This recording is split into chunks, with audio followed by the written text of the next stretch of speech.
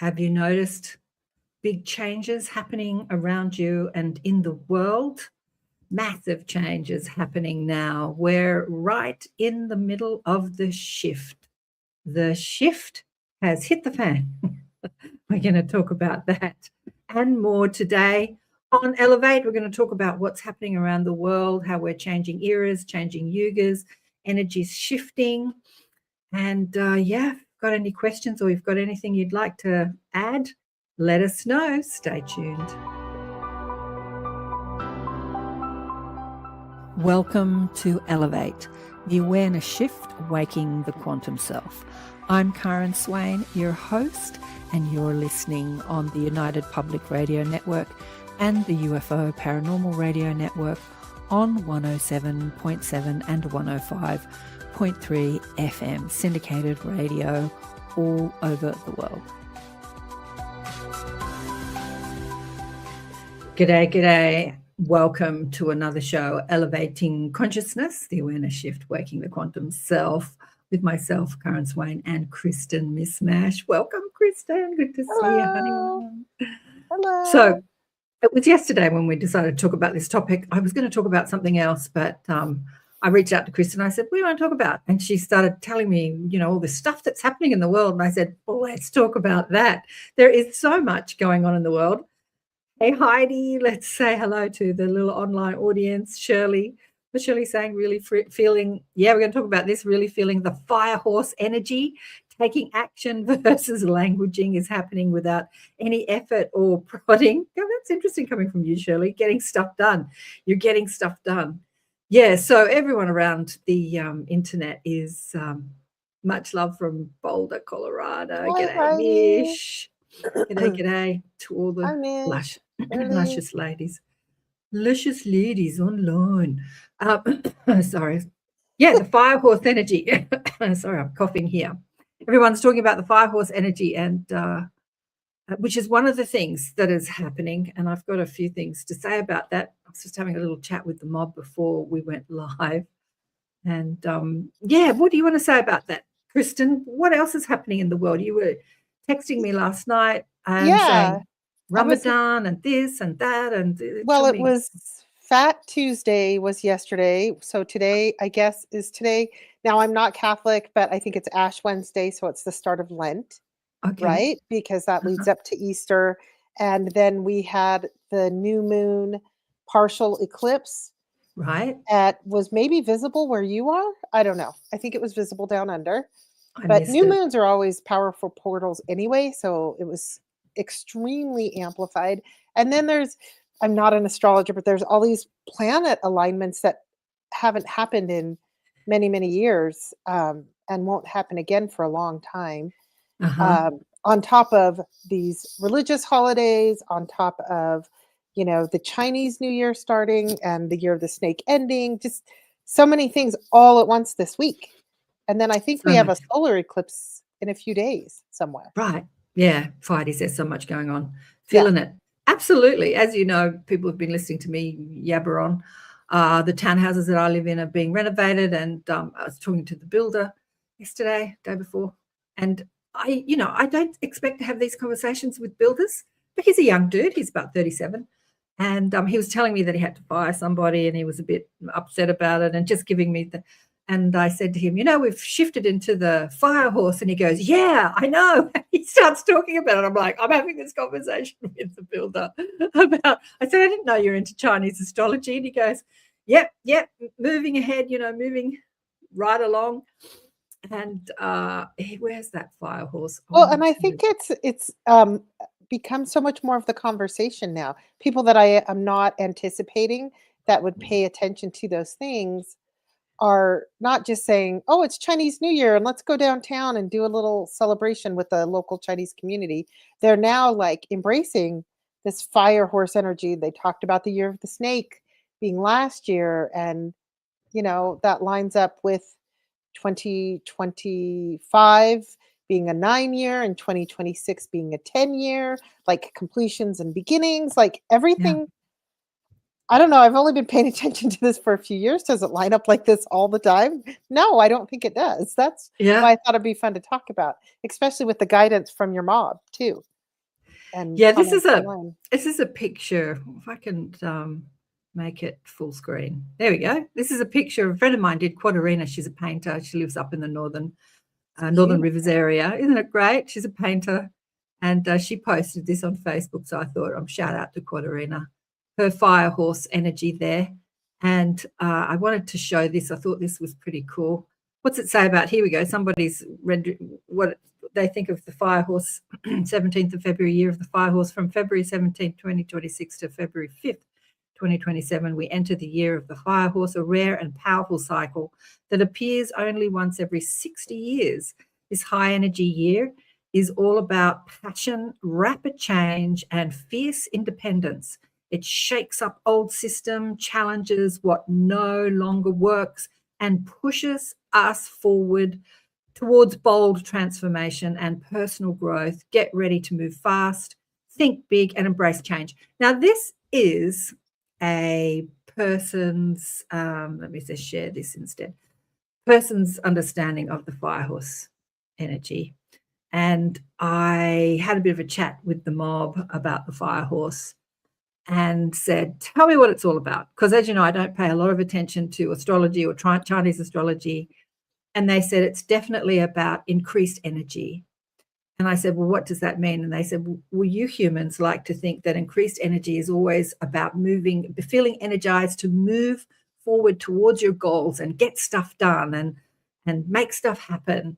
And they said, but if you look at the horse gallops not because it has to be somewhere or go somewhere. It gallops for the sheer joy of the experience of galloping, like having that energy to move and gallop through life and just feeling energized. And I thought, wow, that is so cool.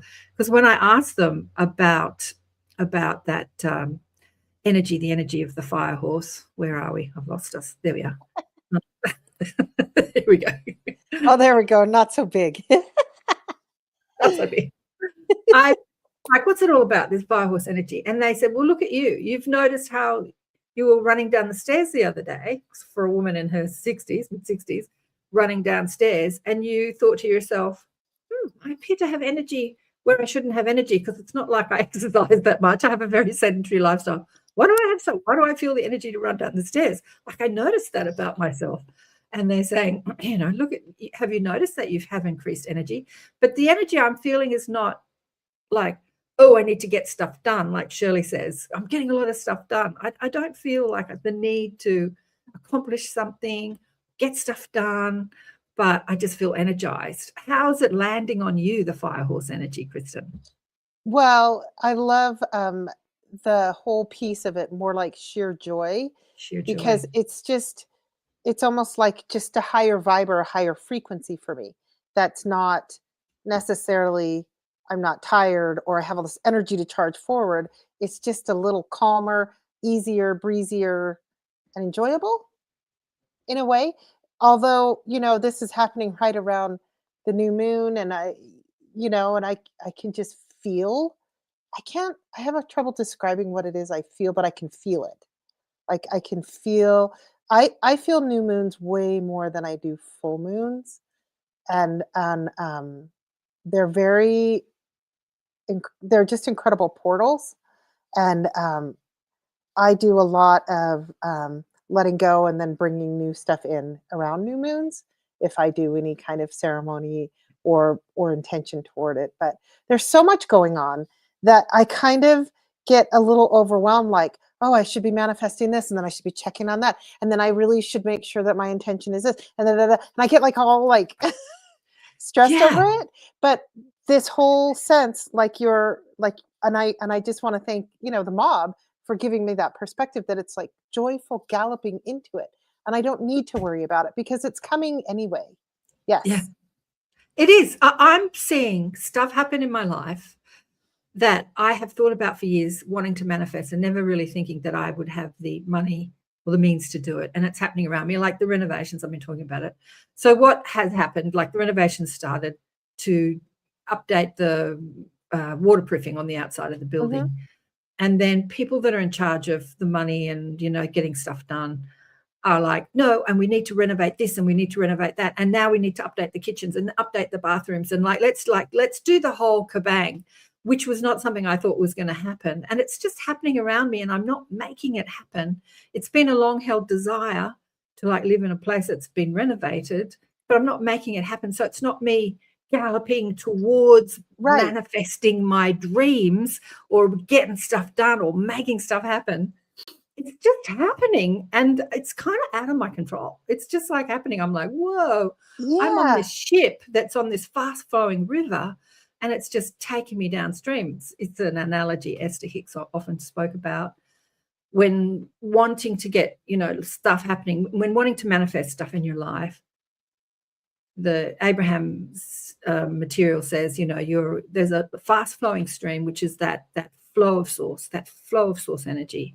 And what most people do in order to get what they want is they get in their little rowboat on their fast flowing and they point the boat upstream and they paddle really hard, a lot of work to get upstream because they think that upstream is where they're going to get everything they want.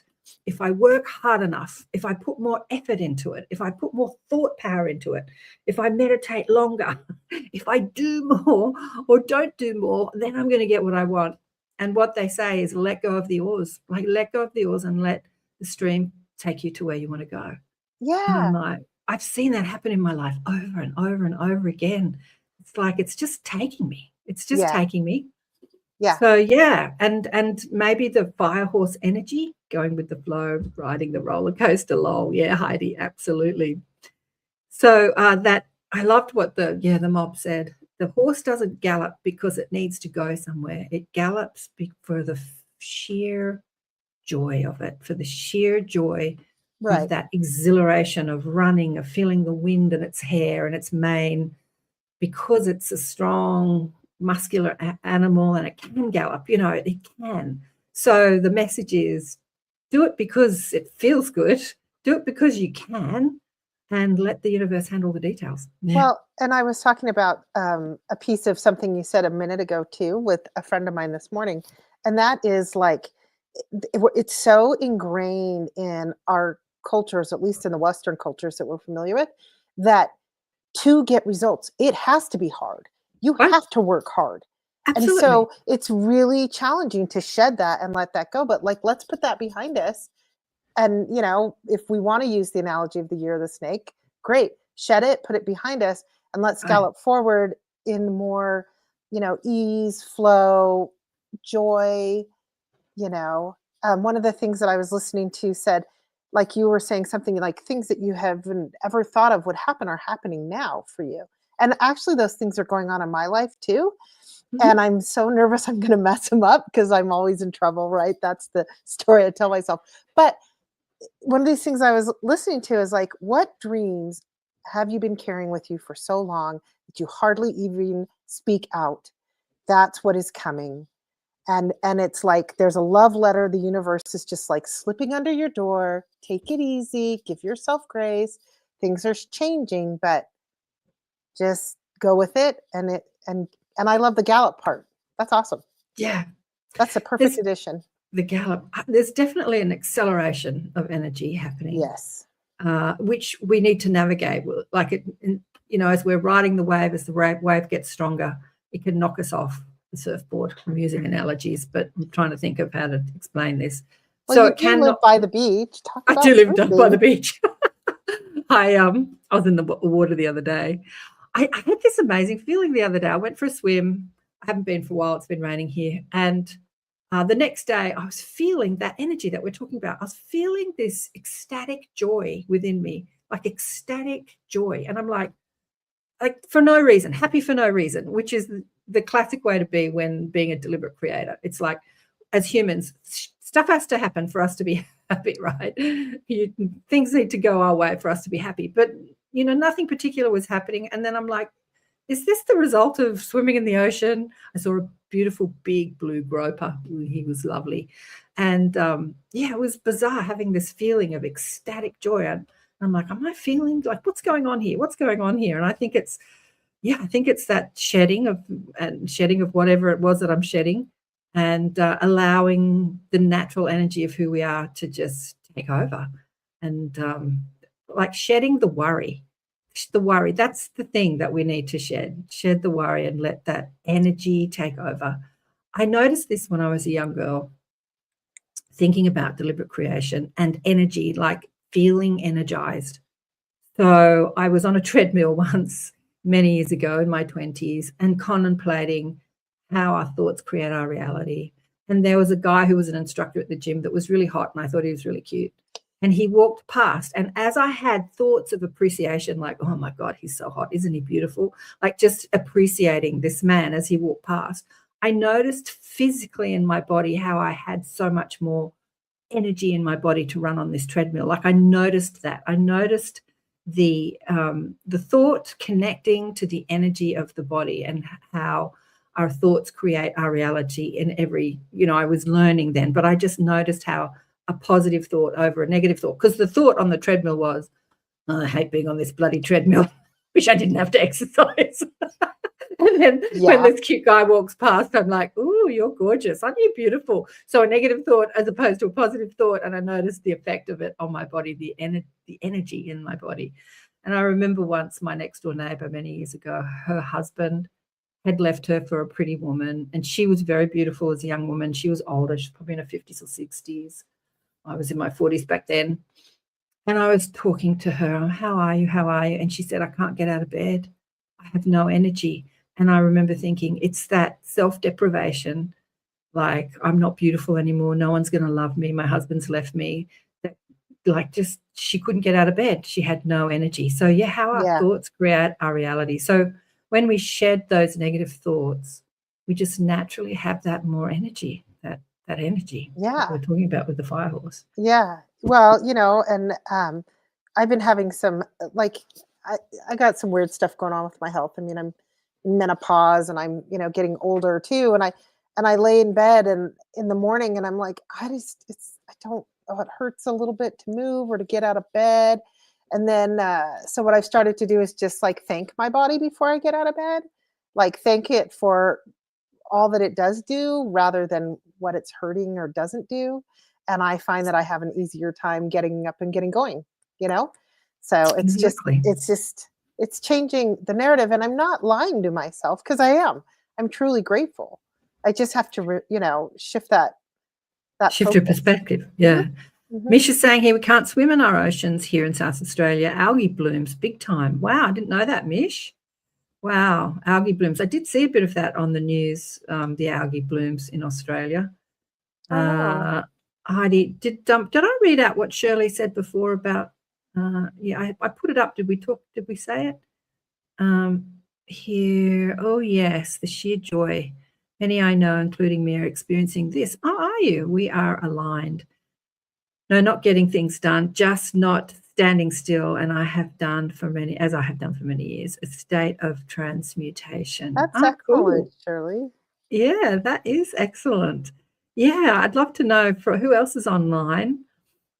Source 9, how's this energy affecting you? What is your idea of the Chinese Year of the Horse? And let us know. So what's your idea of it, Kristen? Have you got any sort of ideas of what this year is going to mean to you?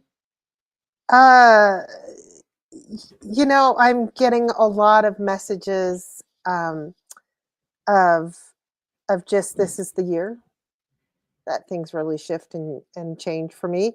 But I don't know if it's like, does that mean it's shifting good or bad? I don't know. Like I do think that sometimes, but it is a big shift, and I'm finally in a position in my life. And timing, whatever, if it follows astrologically, I don't know. But it's weird how things like that do tend to follow my life. I don't live by it, but my recording studio is becoming a real thing now, and that's things great that I've wanted to do for a living. For people who don't know Kristen's story, when her husband left the planet, how many years ago now? 6? 7. 7. Damn. He had this amazing, because he was a bit of a musician, recording studio, and Kristen's been saying for years, I don't know what to do with this studio. What will I do with this studio? Well, I've wanted to open it, but I just yeah, I didn't should make have money the from it. Yeah, time, exactly. means. Yeah, so we'll make money from it this year. I'm That's not doing cool. it yet, but we will. That's But cool. What is yeah. it, Gas? Heidi's saying, where some of my health issues came from. I'd like to know where some of my health issues came from and why they are sticking around for so long, but going with the flow and gratitude helps. Yeah, it does. Interesting. And Mish is saying, I'm feeling maybe I should be more energetic, but I'm feeling kind of the same. Okay, that's interesting. That's good. That's good. That's good that you're feeling kind of the same. And yeah, I mean, you might, just notice what you notice, because we get stuck in our emotional loops, in our thought patterns. And that's when we don't notice what's going on with our bodies or notice what's going on with our energy, because we're sort of in our thought patterns. And the thing about health is that when we are unhealthy and we focus a lot on the pain in my body or feeling sad or feeling this or feeling that, when we wake up the next day, we're in that emotional loop and we're in a place of expectation that it's going to be the same. That's going to be the same. So that place of expectation that this is who I am and this is how it's going to be is all a part of that pattern of recreating. Because in every moment, the body is changing, cells are changing. I think it's, 2 years. Some people say 6 years, where every molecule in your body is different. So right, something like that. Skin peels off. You've got new skin every 2 years. Blood cells die on a minute-by-minute basis. Everything's dying and being reborn and dying and reborn. So as we continue to loop in our thinking and expectations, this, I expect to get out of bed and feel pain. I expect my knees to hurt. I expect this to hurt. You just keep restamping it, recreating it. So with this new energized energy and acceleration of change, use your thoughts to change. Expect to feel pain-free. Expect to feel energized. Expect to feel different. Like, just use your powerful expectation to shift your circumstances, to shift your life experience, and see what happens. Well, See what happens. and to echo that, and to possibly add to that, I have noticed in my lifetime, like, I've had bunions on my feet, and I've had bunion surgery on my feet, and they hurt for a good couple years before the surgery, and then the recovery of the surgery, it kind of hurt still for about 6 months, and then at some point, like it takes me a while to notice, and I'll be like, I haven't noticed my feet hurting for a while now. When did they stop hurting? And so when we feel good, we don't even really notice it. Exactly. Does that make sense? And Exactly. so I have to shift the notice to, actually, I am feeling pretty good here, and I'm feeling pretty good there. And this may be a challenge, but like I don't feel like I'm bypassing or not acknowledging, but I'm just like, wait a minute, I get to acknowledge the good part. Yeah, exactly. That's so true. I remember meeting Patch Adams many years ago. So there was a movie made about him.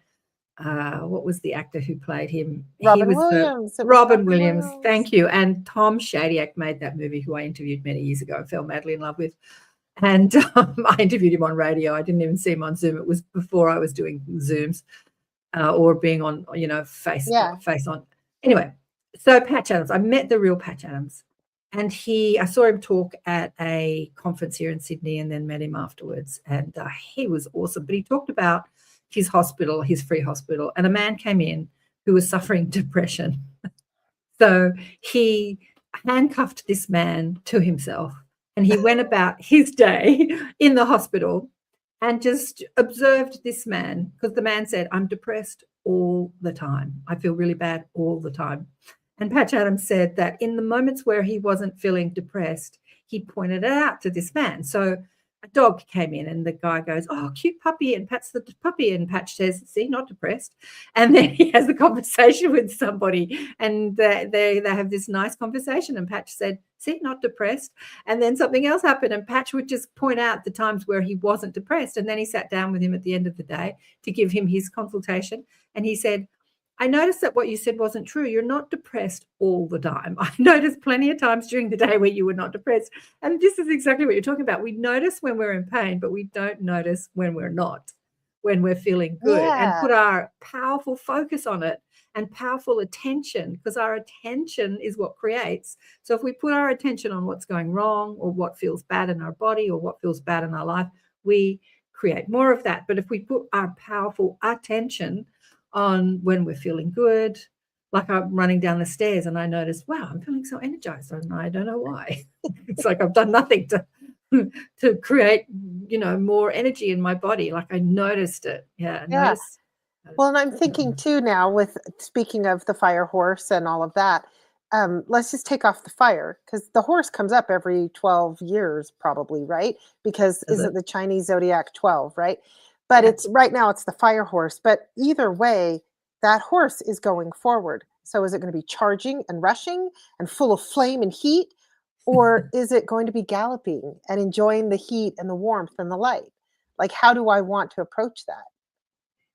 Yeah. So I do really like where this discussion has gone on taking it through noticing the joy, the bliss, the galloping through, the galloping ahead. Yeah, I mean, I'm not a proponent of really astrology in any way or talking about what's happening, because I used to be. I used to study astrology and numerology and all sorts of things like that. And then when I started to be more invested in being a deliberate creator and had the guides I was more aware of my guides in my life, I would ask them about it. And they said, well, masters that walk the earth, their astrology doesn't relate to them because they live outside of that stamp, that imprint that they come in with, because they're masterful in how they flow their energy and how they create their reality.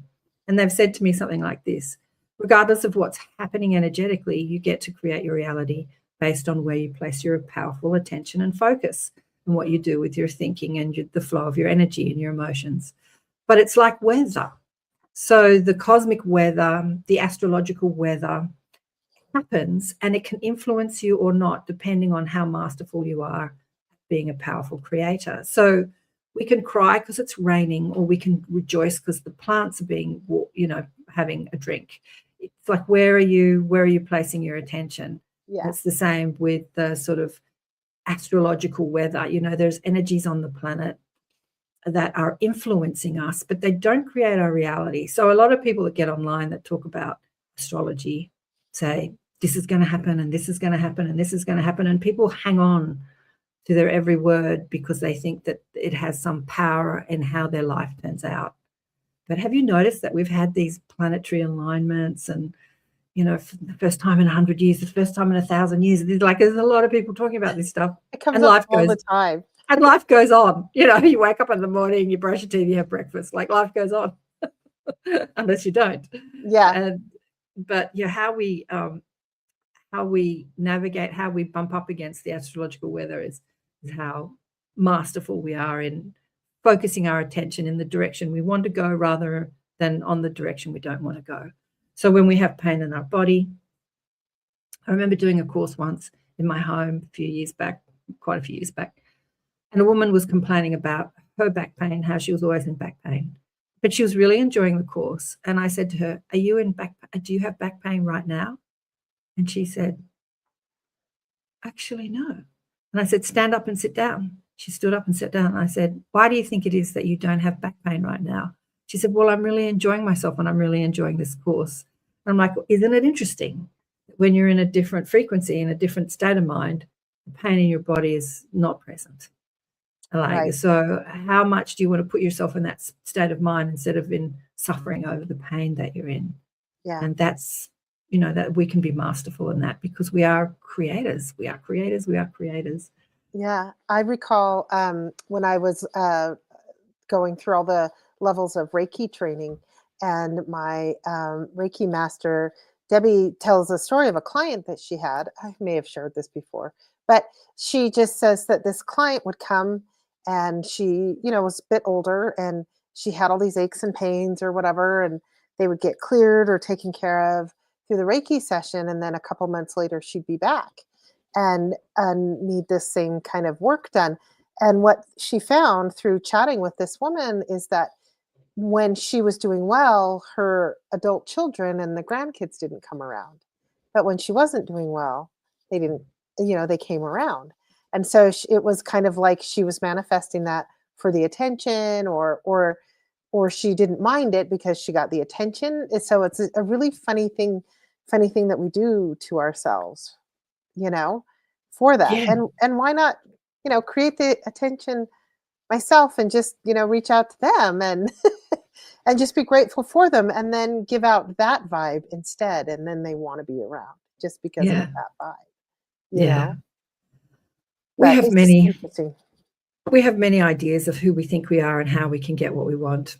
And none of them are very empowering. And I think that if anything of the year of the snake would have been good, like the shedding of the skin, to shed those collective ideas of how we get what we want. And one of those ideas, the biggest idea is this love concept.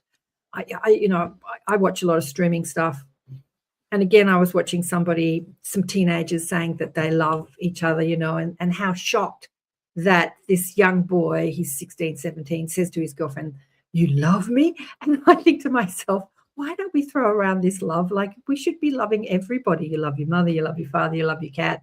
But we put this importance on this word love like it means something instead of it, and it doesn't. It just means that I am love. I'm a loving being. Shouldn't I be love? Shouldn't I be in love with life and in love with everybody? Like this concept of personal love. I can't Hmm. say the L word. Like they've made movies about it, the L word. You can't say the L word. What this means, this loving thing. I remember with my first husband, I'd come to that understanding, and he rang me up one day and he said, what do you think of me? He asked the wrong question, and I said, "Oh, I think you're gorgeous," and I'm sort of saying all these nice things about him, of what I thought of him. And this is at a time where he's thinking, are we more than just friends?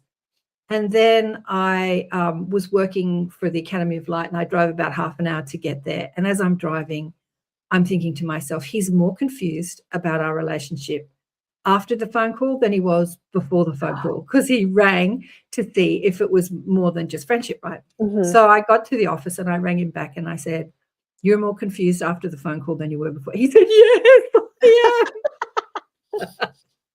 And I said, "Ask a different question." Because instead of "What do you think of me?" And I said, "Oh, I think you're beautiful. I think you're great."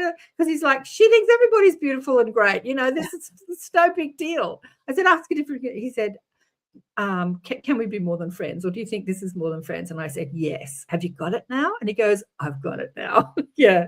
So, yeah, we think someone pays us a bit of attention, that they're in love with us. Like there was a whole movie I've made called He's Not That Into You, that movie. What was that movie It was called? based on a book. It was based on a self-help book, and they made it into like a fictional movie. Did you know that? No, it was It was based on a based on a self-help book. self-help book, like, get over yourself. He's just not that into you. That's why you're confused all the time. I It's actually just watched not that that into movie you. about a year or two ago. I watch it every few years because it's an all right movie, It's kind of fun to watch. But yeah. Anyway, you were gonna say about that. No, well, it's just how we get confused about personal relationship, because we just don't expect people to be nice to us. So getting back to that, and if they are they in love with me? And what does that mean? It's like we just don't expect to feel that niceness and that appreciation coming from everybody. And back to your little lady who, in order to get her children's attention, had to be sick, because Mhm. just being herself meant that her kids aren't going to, show love or appreciation or be nice. Maybe if I'm sick, then I'll get that attention that I'm seeking. Like, this is what we do as humans. Yeah, because she's And seeking she's attention. seeking, she's seeking. Yeah, she's feeling unloved and unappreciated, and she's seeking it in all the wrong places. So if anything, if we're going to shed, we need to shed that, because the truth is we are loved, we are loved, we are loved, we are loved, we are love. We are loved and we are love. And the best way to enjoy life is to give that which we are, not stop seeking it from outside Yeah. ourselves. When we seek that love, either from friendship or our children or our families or our lovers, then we're in a whole world of pain, because we have all sorts of ideas of what that means. Do they like me? Do they don't like me? What did he mean by that? Are they in love with me because they said, "You look nice today"? Oh my God, he must be in love with me, like the movie. Yeah. I I remember I was in a really low place. It wasn't long after. It was, in the first year or two after my husband passed, and I was just kind of bumming out, and I went to this store in the States called Trader Joe's, and I like checked out and I was like, "Oh, I have to come back and get some of that was on sale." I didn't know it was on sale. And he's like, "Yeah, come back. And I'd love to have you at my register with that big smile," or something like that. And I remember going, "Oh, he thought I was so cute. And oh my gosh, and maybe I'll go back. And what will I wear next time I go to Trader Joe's?" And then like, and then I kind of snapped out of it. Like that was kind of weird. And then I read a thing like a week or two later that said they train their people at the checkout to flirt with the customers to make them There you go. but I was To so make them buy more. vulnerable and but it's when we're in those places and it's me putting expectations on other people, whether like, oh, I expect for them to do this and maybe they'll like me and all those things, and it's putting stuff on other people and then I'm disappointed when they don't fulfill it or meet it. But it's an expectation Exactly. I put on that. Well, hi, Yeah. Sean. It's good Hey, to see you. Aloha. aloha, beautiful Yeah. lady. But Are you in it's love with us, Sean? We're just talking about how we can misconstrue people's appreciation. yes. Many years ago, when I was in my 40s, when I lived up on the northern beaches, there was this beautiful cafe that was over Pittwater. Anyway, long story, I won't go. But a young couple took it over. Couple, as in not romantic couple, business partners. She organized the food side, and he was a horticulturist, and it was this young guy in his 20s at the time, I think. And I loved this place. I took you to it, the boat shed, that I photograph of totally you on my remember. I was going to say the Pittwater. You took me yeah, there. Pittwater. That's it. Anyway, and the guy, I can't remember his name now, used to give me free flowers all the time. I loved what he did. I loved the way he orchestrated, organized all the fruit. He'd put bowls of fruit. And it was like art. It was just like art. I loved it. And I really appreciate it. And he used to, and I could have misconstrued that as this handsome young man giving me free flowers. But I just used to think, I'm just this middle-aged housewife, and he just appreciates that I appreciate his new business. That business that was like over 20 years ago went on to be a major success, and they're all over the place now. That's It became a incredible. major success. But yeah, he used to give me free flowers all the time. And isn't it lovely that we can show that love and appreciation without making it mean anything? It's just that we are love. Like, yeah, if you want to feel the love of who we are, give it. Give Yeah. it. Well, a lot of people on here that know me know that I study near-death experiences all the time. Or, I don't know what it is, the draw for it. But anyway, one of the things that I really gleaned and learned from studying that in the commonalities that a lot of them have is they talk about when they're on the other side and how it's pure love, like it is love, and that's the reality. And actually, that's where we come from. My soul essence comes from that. So I am made of love.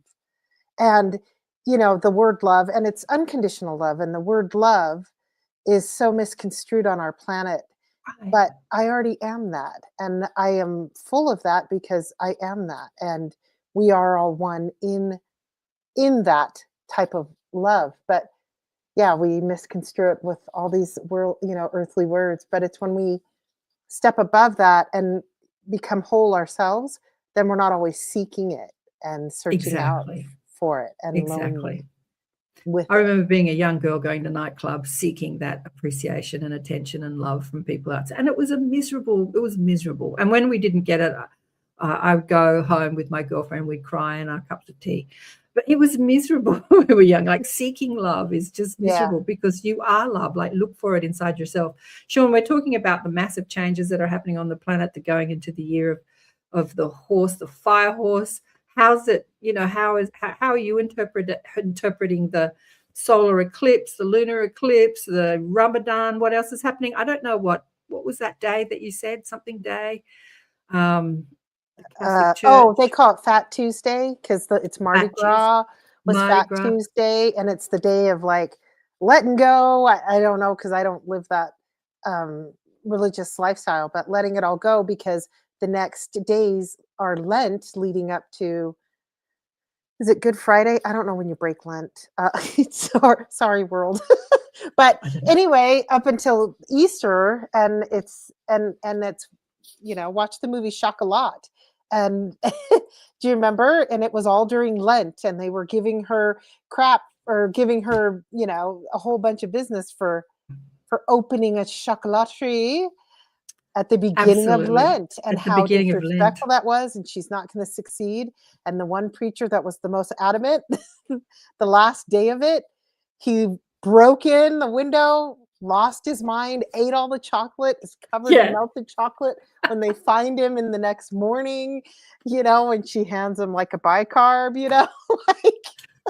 One of my favorite movies of all time. I was living a big part of that at the time it came out. I think I've shared stories with that. But at the end of that movie, the young priest, who the older priest is tutoring and writing all his sermons for him because he doesn't think the young priest can say it for himself. At the very end, he said, love is not about what we exclude, but who we include. Makes me want to cry. I know. Yeah. It's not about Lent is all about, not doing this and not eating that, and not it's like we think that we're going to be more holy or more loving or closer to God if we exclude stuff in our life. And he just said it's not about what we exclude, but who we include.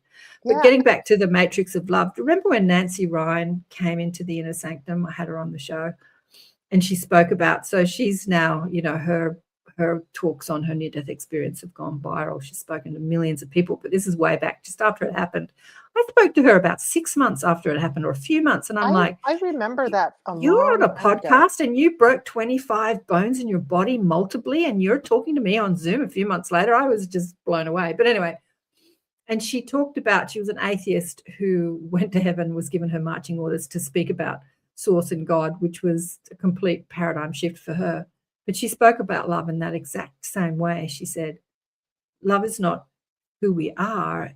It is the very matrix. It is the structure. It is the architecture of the universe. It's like everything is love. It's all made from love. I remember she said that, having experienced that intensive NDE. I loved that. I love that you bring her up. She's an incredible artist, and she paints the most beautiful paintings of horses. She does. We should find her on and put her up. Yeah, I'm sure I'll let you do that, because I haven't learned how to do that. But Sean has piped in a little bit while you're looking for okay, that. I'll look up Nancy. And he said, I feel it all, and I'm just going within and trying to do my part to help people ascend, as we are all in this together, which we are.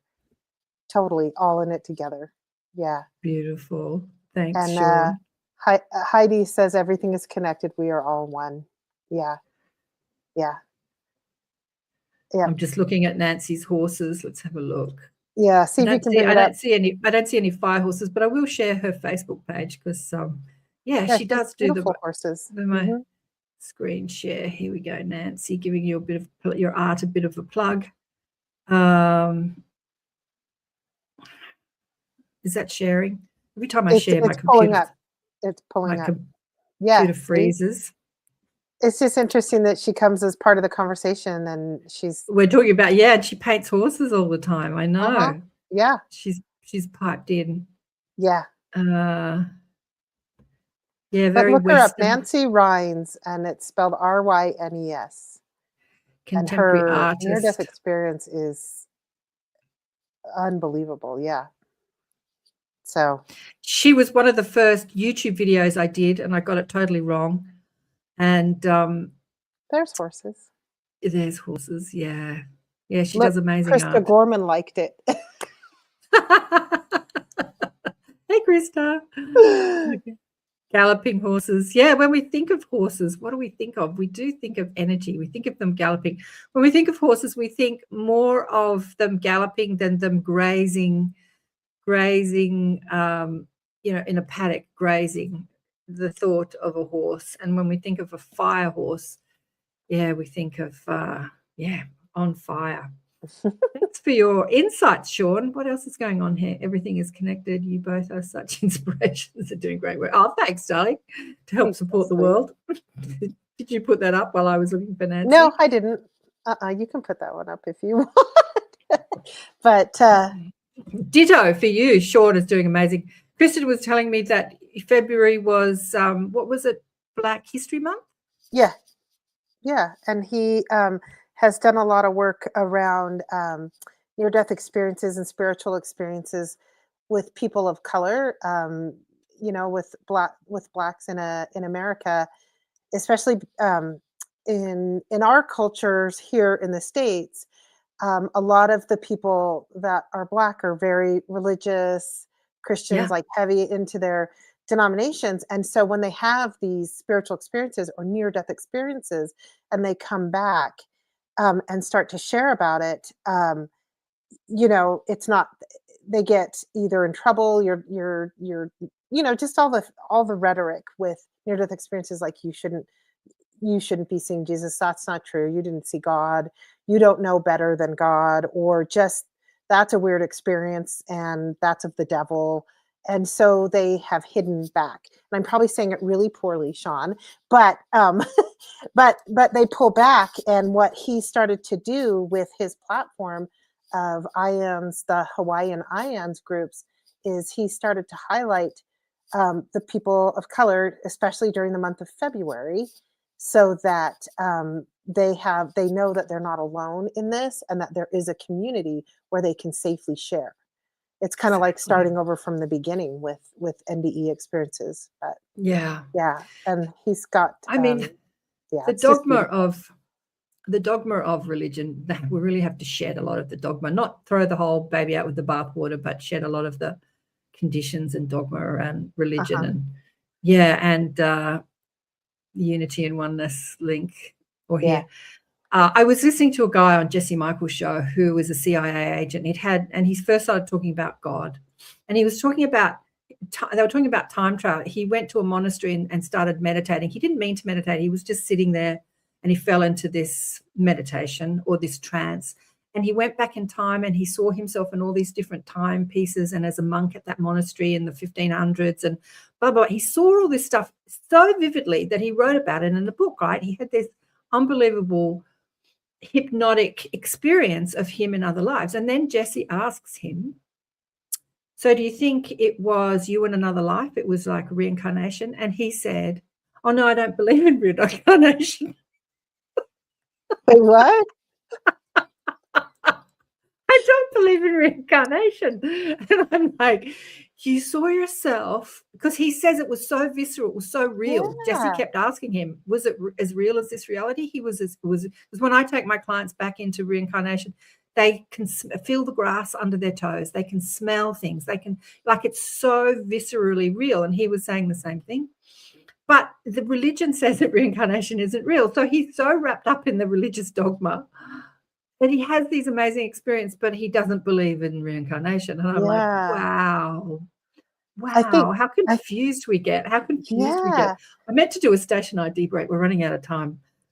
Just to remind people that you're listening to Karen Swain and Kristen Mismash on Elevate Consciousness, the Awareness Shift, Waking the Quantum Self. We are on the United Public Radio Network and the UFO Paranormal Radio Networks on 107.7 and 105.3 FM syndicated radio all over the shop, streaming on quite a few different platforms. And I did, when I was cruising through YouTube yesterday, Australian 60 Minutes, as it was a new year. I didn't watch it, but I saw they're talking about aliens. And I'm like, okay, here we go, guys. Here we go. Like the 60 Minutes legacy media, but they're talking about it. He's still, because you know how on YouTube you can just see a little bit of it before you click on it when you hover over it. Mm-hmm.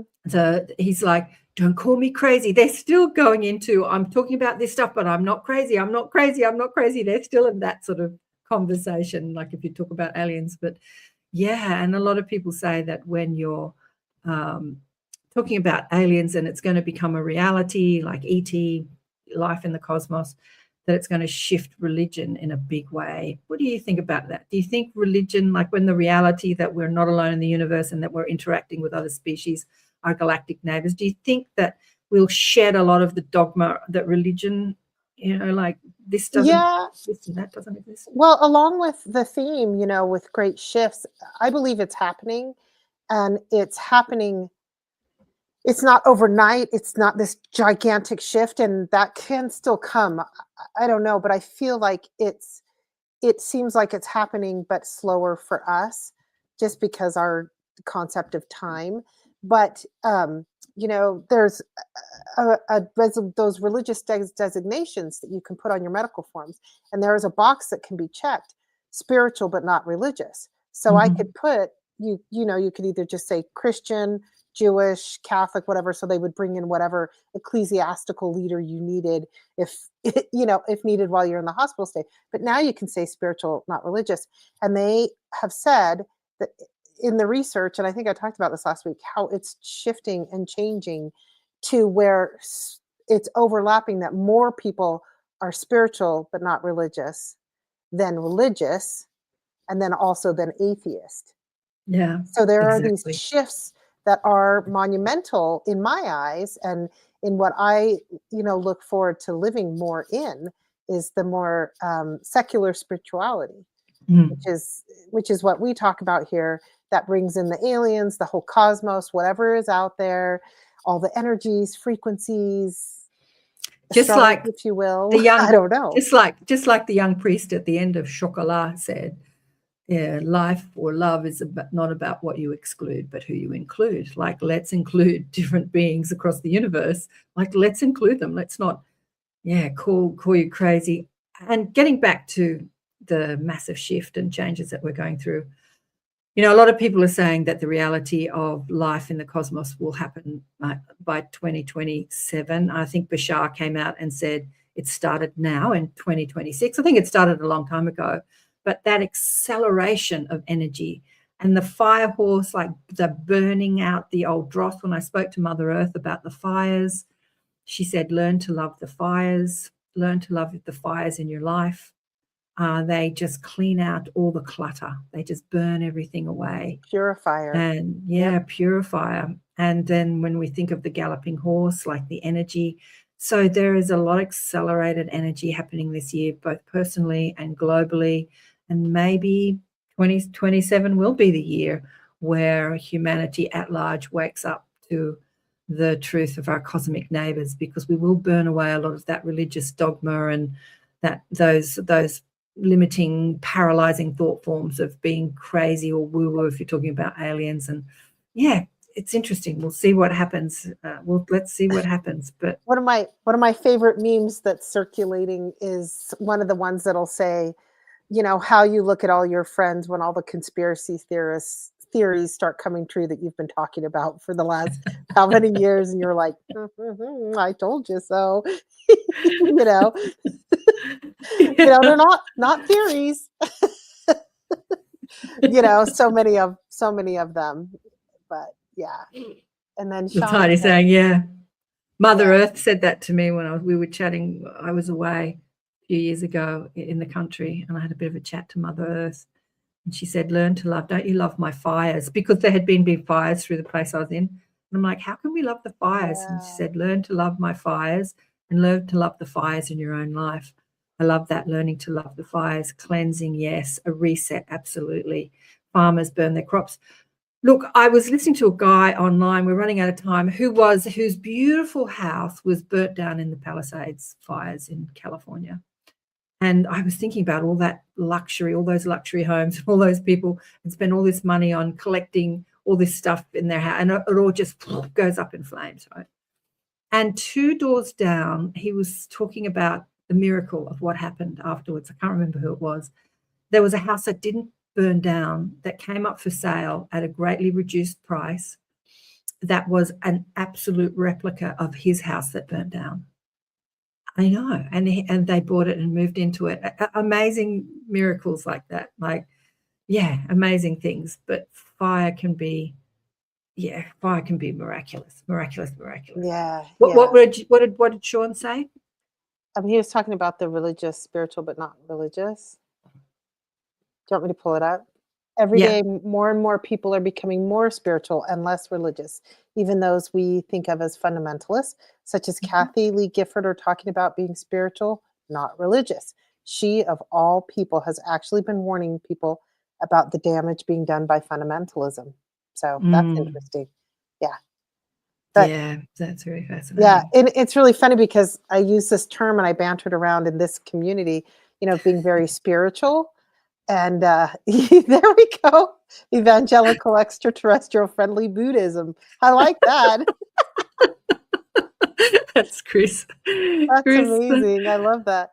some But of my friends who practice kirtan and they're Jewish call it what do they call it? Hindu. That's right, because they're Jewish and they sing kirtan, and so they call themselves Hindu, like Hindu, Jews, Hindu Jewish people. Yeah, yeah. but But that's yeah, attaching labels again it and is. things Yeah, like that's that. But there are shifts that are coming, but um, and it may be an overnight shift of something major happening, and it may just be these subtle shifts constantly happening as we're leveling up and our vibes are getting higher, and you know, yeah.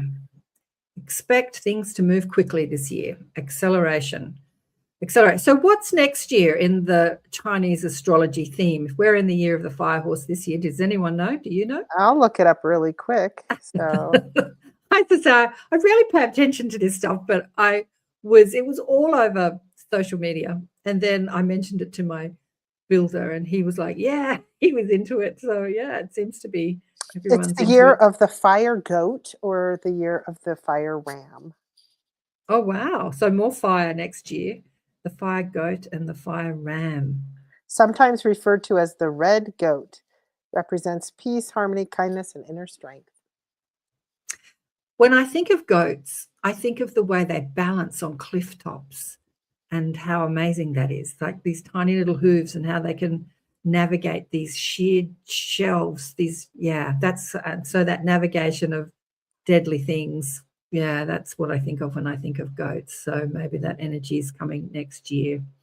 So, how do you, for people listening, we've got 4 minutes to go, how do you want to, this year of the fire horse, how do you want it to play out in your life? And will you take the message from the mob, my guides, when I tuned in, and they said, don't gallop because you're galloping towards something to make stuff happen, gallop for the sheer joy of the experience of galloping. Yeah, because you're energized, feel the wind in your hair, just experience the joy of living just because you can, because you're here, because you're physical, because you can. Because when you're dead, you don't have a physical body to run and feel the wind. Something my friend Nikki said to me after she died.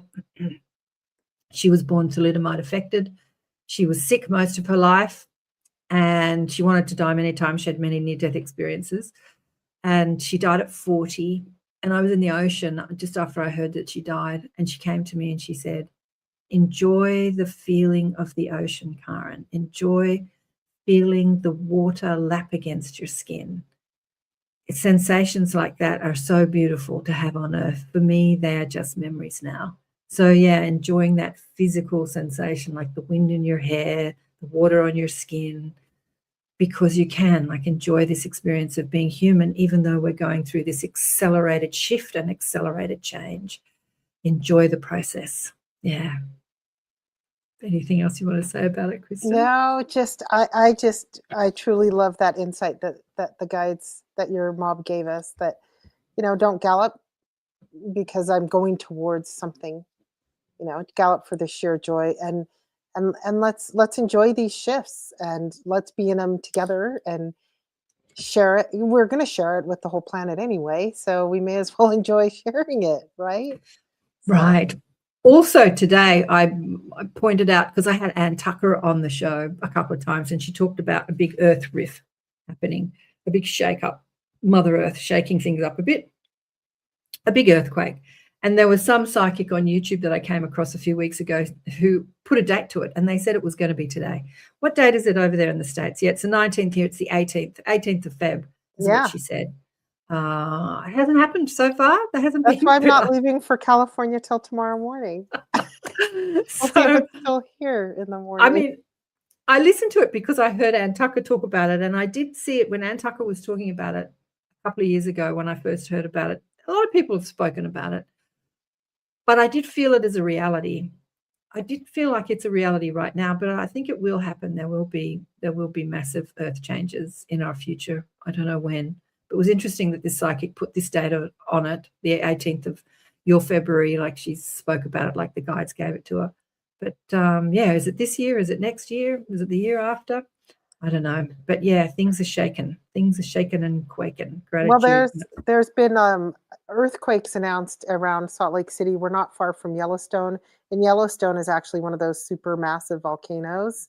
We're not far in the scope of the entire planet. You know, it's like an 8 or 10 hour drive away. But there's all these little 3-point, 4-point earthquakes, 2-point, whatever, that are kind of all over now that I'm hearing about. I'm like, well, do these happen all the time and you're just now telling me about them?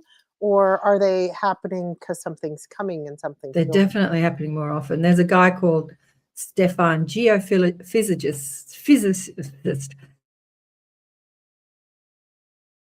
projections happening, and they're really like happening right now. I mean, we're in this eclipse season, change of astrology and the Chinese astrology charts, Lent, all these things are happening right now.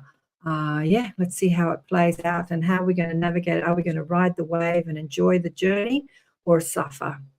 G'day, Alison. Darn, she says, I missed it. Yeah, we're finished. We're out of time. We're a minute over.